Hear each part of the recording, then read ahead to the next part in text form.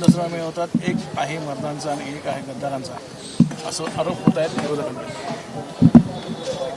दुसऱ्याला नामर्द ठरवून स्वतःला मर्द होता येत नाही, हा नैसर्गिक नियम आहे. त्याच्यामुळं आपल्या हातातून सगळं गेल्यानंतर समोरच्यांवर टीका करणं, त्यांना बदनाम करणं, हा एकमेव कार्यक्रम घेऊन काही लोक काम करत आहेत. एकनाथ शिंदेसाहेबांनी यापूर्वी देखील सांगितलं होतं की शिवाजी पार्कच्या जागेचा प्रेस्टिज इश्यू कोणी करणार नाही, म्हणून आम्ही या ठिकाणी हा सभेचा कार्यक्रम घेतला आहे. आणि मागच्या वर्षी जी रेकॉर्ड ब्रेक सभा झाली त्या सभेचं रेकॉर्ड ही सभा मोडेल ही आमची पूर्ण खात्री आहे.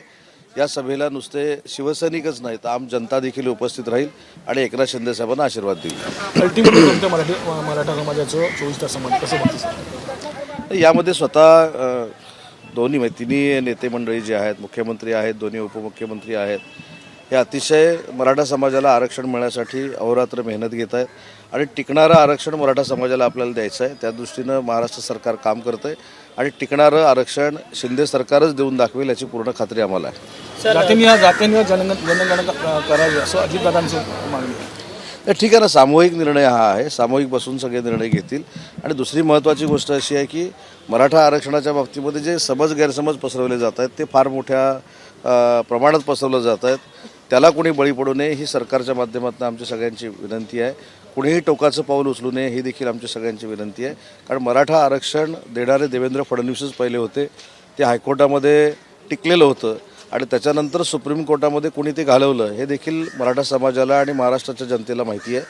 म्हणून मला असं वाटतं की मराठा समाजाला आरक्षण देत असताना ते टिकलं पाहिजे, न्यायालयातनं ते बाधित होता कामा नये, हा सरकारचा प्रयत्न आहे. जाहिरातीवरती नाराज आहेत मराठा समाजाची, जाहिरात आली होती आज, त्या संदर्भात नाराज आहेत. जाहिरातीवरून सरकारनं घुमजाव केला असा आहे. काल एक वेगळी जाहिरात होती, आज एक वेगळी आहे. कालच्या जाहिरातीमध्ये दावा केला होता की 10% EWS आहे, त्यातून मराठ्यांना लाभ मिळालेला आहे. आणि आज म्हटलं सरकारनं की आम्ही मराठा आरक्षणासाठी वचनबद्ध आहोत.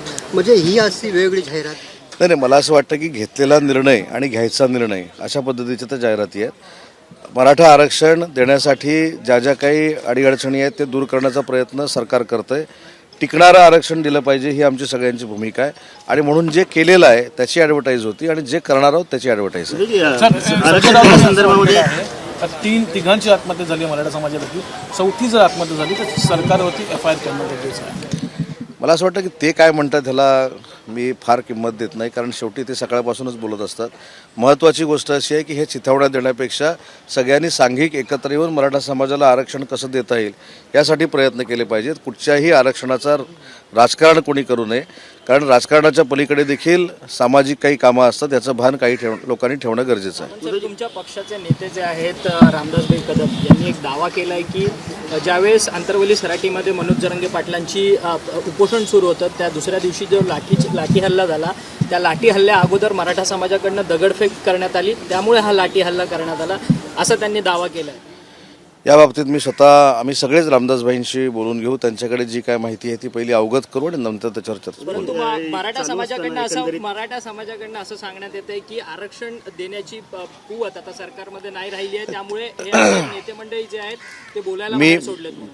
पहिली गोष्ट अशी आहे की रामदासभाईंच्या वक्तव्यावर रामदासभाईंनी माहिती कुठनं घेतली, रामदासभाईंना काय माहिती आहे ह्याची आम्ही विचारणा करू. ते शिवसेनेचे नेते आहेत, त्याच्यानंतर आम्ही बोलू. आणि मी मगासपासून सांगतो की मराठा समाजाच्या भावनांचा विचार करून टिकणारं आरक्षण शिंदे, फडणवीस आणि अजित पवारच देऊ शकतात, ही काळ्या दगडावरची रेघ आहे. आरक्षणासाठी सरकार पूर्ण सकारात्मक असताना ऐन निवडणुकीच्या तोंडावर अशा पद्धतीने जी भूमिका घेतलेली आहे मराठा समाजाने, कुठेतरी सरकार अस्थिर करण्याचा प्रयत्न मागून होते. मला असं वाटत नाही, कारण त्याच्यावर मी बोलणं योग्य नाही. जर कोण अस्थिर करण्याचा प्रयत्न करत असतील तर ते करू नये, कारण 215 आमदार आमच्याकडे आहेत. आरक्षणाचा मुद्दा राहिला तर आरक्षण आम्हाला द्यायचं आहे. सर, एकंदरीतच उद्या दसरा काय असणार लोकसभेसाठी संदेश, काय भूमिका असणार महत्त्वाची?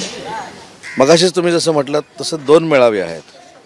एका मेळाव्यातनं प्रचंड शिवीगाळ, टोमणे हे तुम्हाला ऐकायला मिळतील आणि एका मेळाव्यातनं जो खऱ्या वंदनीय बाळासाहेबांचा वारसा जपणारा मेळावा आहे त्याच्यातनं शिवसेनेला विचार दिला जाईल आणि जी वर्षभरामध्ये विकास कामं केलेली आहेत त्याचा उहापोह व्यासपीठावर होईल. शिवीगाळ करणं, बदनामी करणं, टोमणे मारणं हा आमचा काही उद्देश असणार नाही. ABP माझा, उघडा डोळे बघा नीट.